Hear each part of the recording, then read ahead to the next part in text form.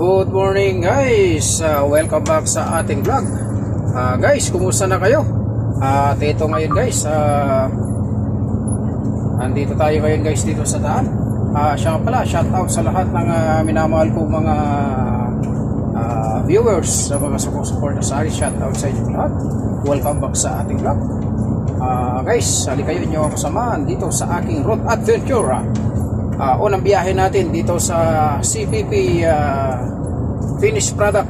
Ito'y gatas ang ating pangarga guys. At ngayon papunta tayo ng Medina North. Ito ang ating unang biyahe. So hali kayo guys, inyo ako samahan sa aking road trip adventure. Ayan guys, tulad ng ating dinadaanan dito palagi sa disyerto. Pag tayo ay nakalabas na rito sa garahe ay disyerto na. Disyerto ang ating daanan. Tulad ng dati guys, tayo ay wala tayong kasama. Ayan ang ating higaan. Double bed yan guys, double bed. Yan yung higaan ko sa baba. Ayan pa yung isa sa taas. Yung nakasandal na yan. Yan ang double bed. At kasalukuyan nandun yung ating kaldero, yung ating baon, pero yung bigas nandito sa loob ng compartment. May tubig na tayo dyan, may tinapay tayo rito, at hit sa lahat, may gatas doon. Ayun, yung gatas sa dulo. Kayo guys, meron lang ating biyahe rito guys. Kailangan natin ng magbaon ng ating lulutuin sa daanan upang sa ganun hindi tayo magutom sa biyahe. At mamaya pagka dating natin doon sa pagtawid natin dito sa Riyadh at tayo inabot ng kung saan tayo inabot ng gutom, ito tayo magmekos-mekos dito. Dito naman sa lugar na ito hindi pa naman masyadong maipit, kaya pwede pa tayo rito kumuha ng ating content, video content. Truck ban pa naman, pero pagdating natin doon wala nang truck ban kasi ang oras na natin guys ay 8:35. So wala nang truck ban yan, tapos na yan ang truck ban.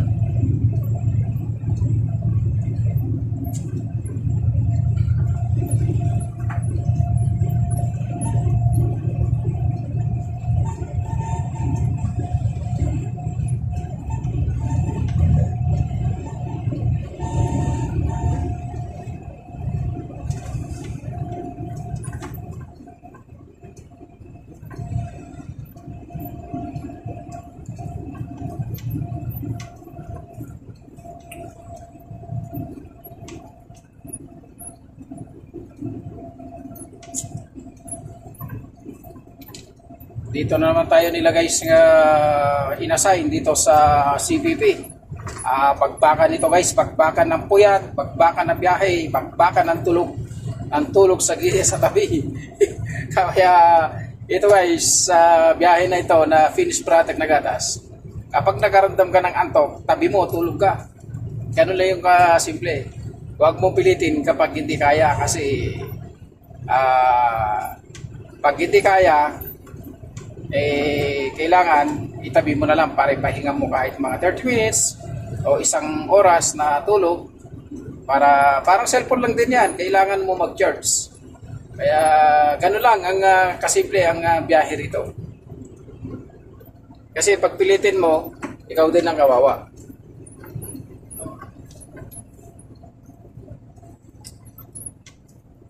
Hindi bali ma-delay, basta sakto lang sa oras. Di bali mabagal, basta makarating ng maayos.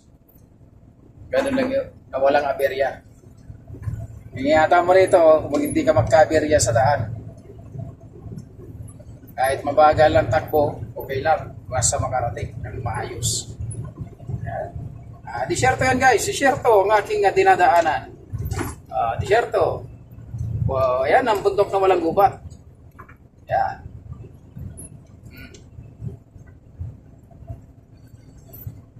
Lakas loob lang dito guys, tibay ng dibdib.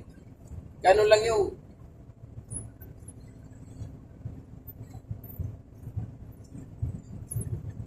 Hindi mo kailangan dito yung mayroong kang pahinante. Hindi kailangan dito. Hindi uso rito.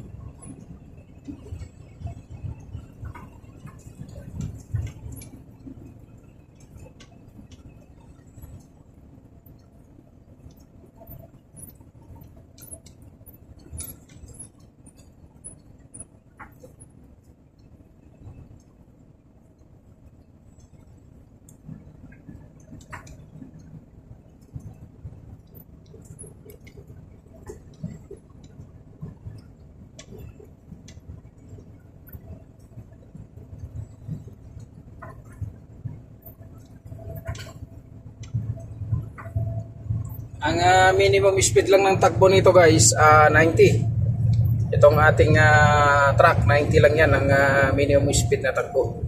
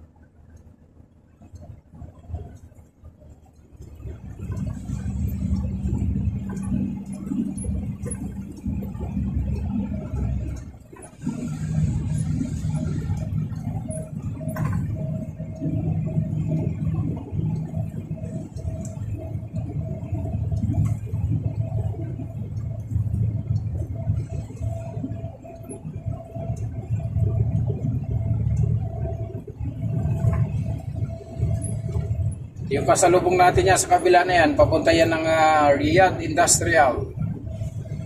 Riyadh Industrial yan, papunta yan.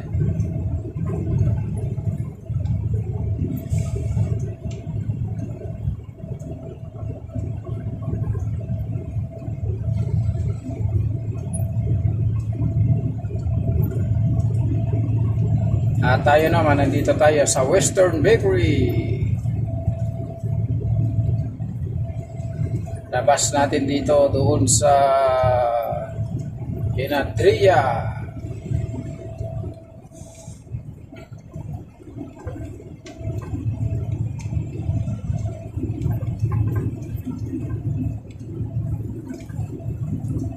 Ginadria to Mama, going to Gasim Road, corner, Madina, North.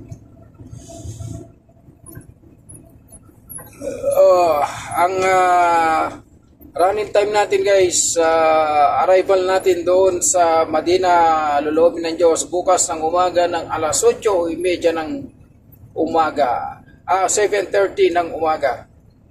Ang ating final destination doon sa ating pagdi-deliveran. Kailangan alas 7 ng umaga, nandoon na tayo.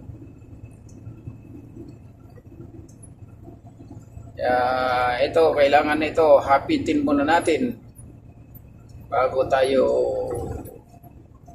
makatulog doon sa gitna, doon sa may algat.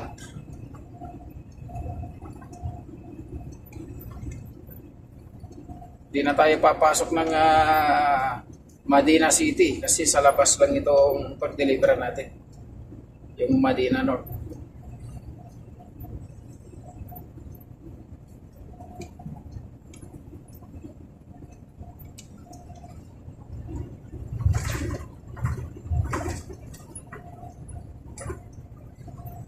Yan guys, disyerto itong ating daanan. Disyerto yan. Magkabila.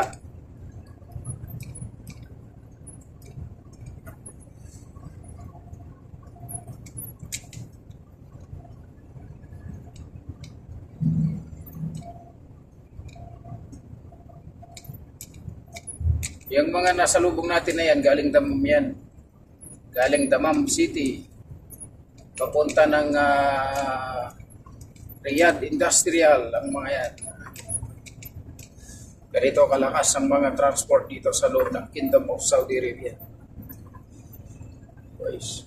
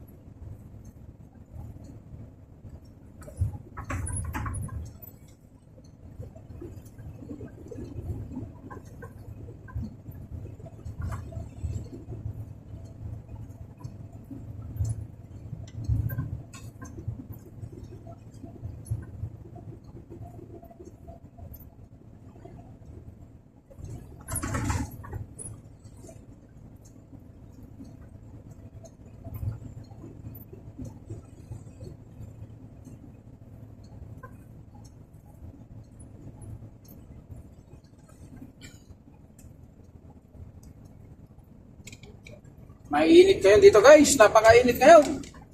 Ngayon pa nga lang alas 8 pa lang 39 na yung init dito sa labas.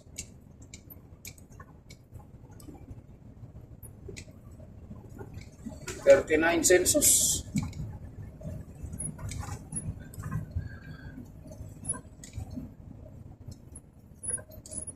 Kaya hindi pwede yung kawawa yung mga driver guys na walang aircon ng kanilang mga truck, na hindi pinapalagyan ng amo nila ng aircon. Yung iba naman tinatanggalan ng aircon, kaya kawawa sila. Napakainit. Mainit dito guys, mainit.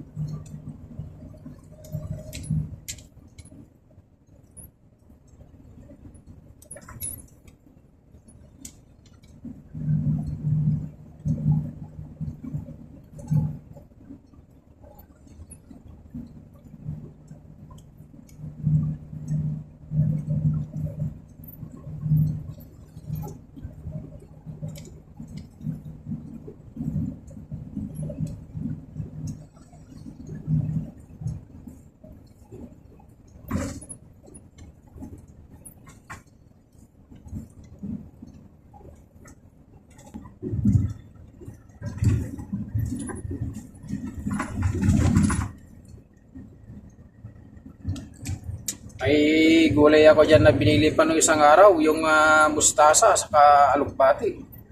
At mamaya magigisa tayo, kaya lagyan ko na lang yung lagyan ko na lang ng kulay yung ulam doon na kinuha ko doon sa kantin na bihon. Pero meron tayong sardinas dyan na ihalo natin guys doon sa alukbati.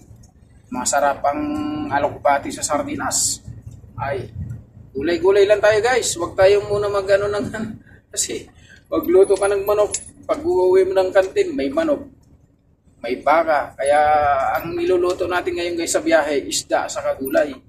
Yan ang niluluto ko sa biyahe, isda at gulay.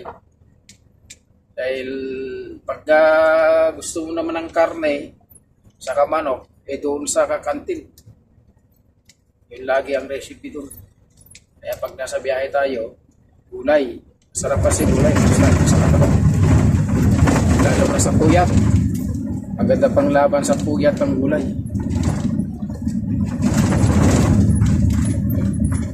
Yan, papuntang Damam yan, papuntang Damam yan. Damam, Al-Hasa, Qatar, Dubai, yan, UAE. Yan ang daan na yan, papuntang Bahrain. Dito tayo, pababa tayo dyan sa tulay na yan. Ito yung tulay na bagong gawa dito sa Western Battery, ayos na. Kakadaan na yung mga truck. Ganito sana kabilis yung mga pagkagawa ng tulay sa Pilipinas. Lalong-lalo na dyan sa Kabagan Santa Maria Bridge na bumagsak. Dito gayahin nyo, ilang truck ang dumadaan na hindi natitinan. Dito sana, ilan span yan? 1, 2, 3, 4, 5 span lang to. O, kita nyo, gaano katibay. Tulo-tulinadang truck ang dumadaan. Yun ang dumaan kariton lang bumagsak. Jesus. Samantala dito ilang truck yung mga susunod na dumadaan. Parang puro loaded yan ng mga kargamento.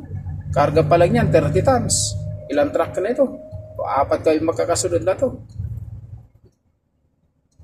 Yung bulk, yung ano na yun, yung cement bulk na yun 30 tons siyang karga niyan. 30 tulinada yan. Semento na karga niyan. Itong pangarga ko 25 tulinada. Yan kita nyo naman yung ano niyan 5 span.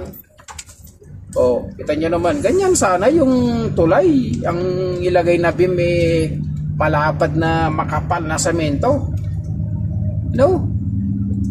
Kita nyo naman ang tulay na yan katibay, gaano katibay yan. Ganyan dapat ang tulay ng Santa Maria Kabagan Bridge. Malayong malayo talaga sa mga gawa ng mga tulay dito sa Saudi. Talagang magaganda, malulupit, saka mabilis ang trabaho rito. Mabilis na yung trabaho, matibay pa. Ito namang karga nito 50 tulinada to. Yung karga nitong dump truck na to nasa 40 tulinada yan, karga niyan. Buhangin ang karga nito.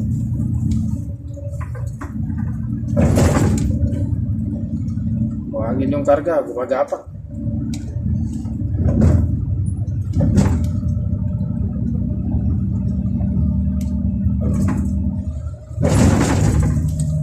Ten-wheeler yung kanyang tractor head.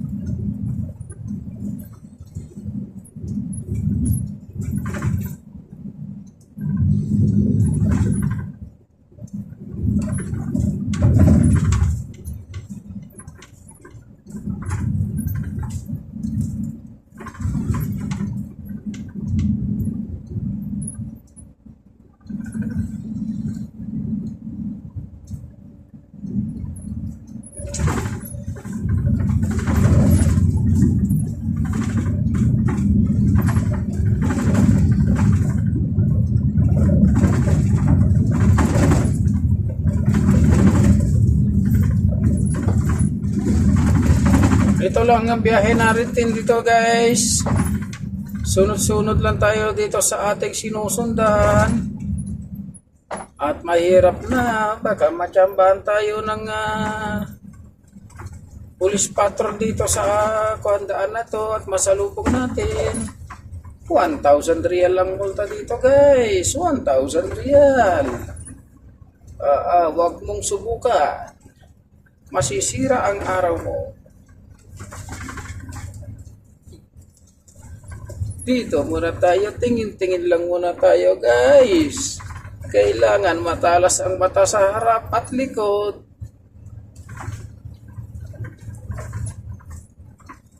Pag may sungay sa harap, private yun, alam mo na. Ngunit ko pag may guhit sa gitna ng ng bubong, at sa guhit ng hood ng makina, ay sigurado pulis yun.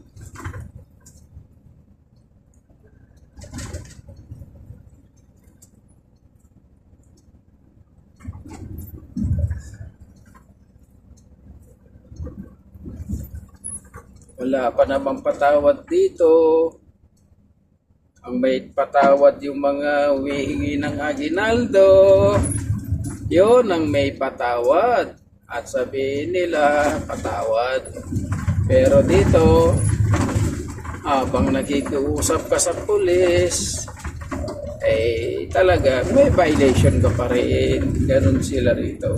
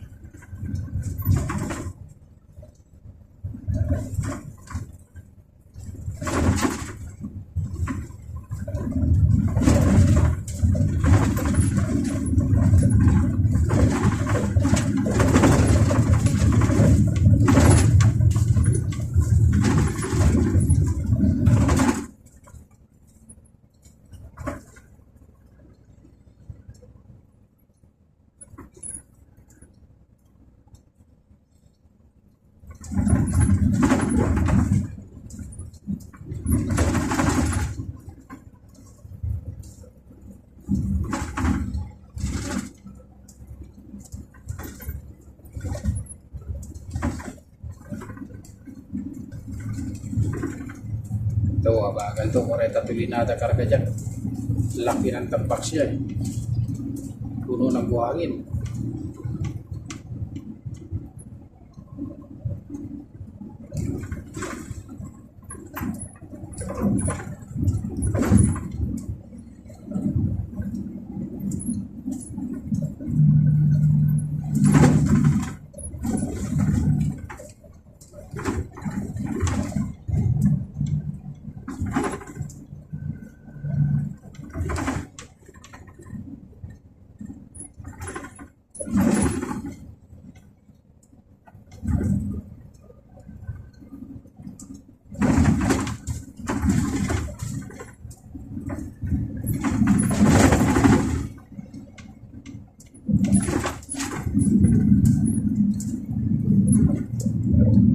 Yan ang gilingan ng mga bato.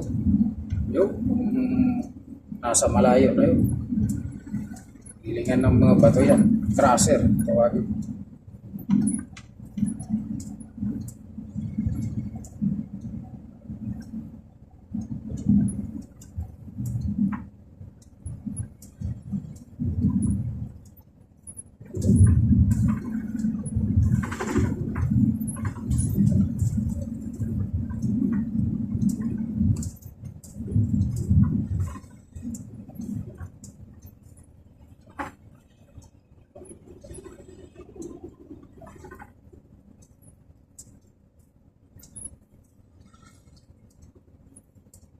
Yan, crusher yan guys. Yung nasa t-shirt na yan, na puti na yun.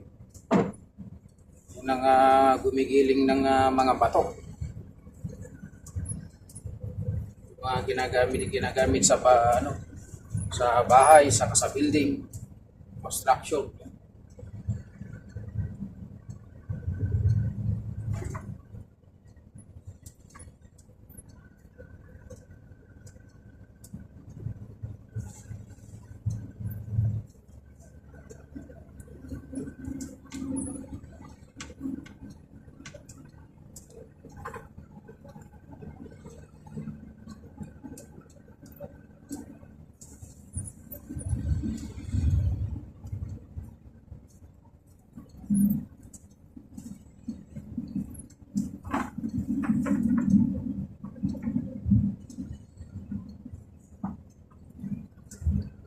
Kainit. Napakainit pero may camel pa rin sa desierto. Kawawa dyan yung nagpapastol. Ayun, no? Sa tuktok, walang masilungan na kahoy.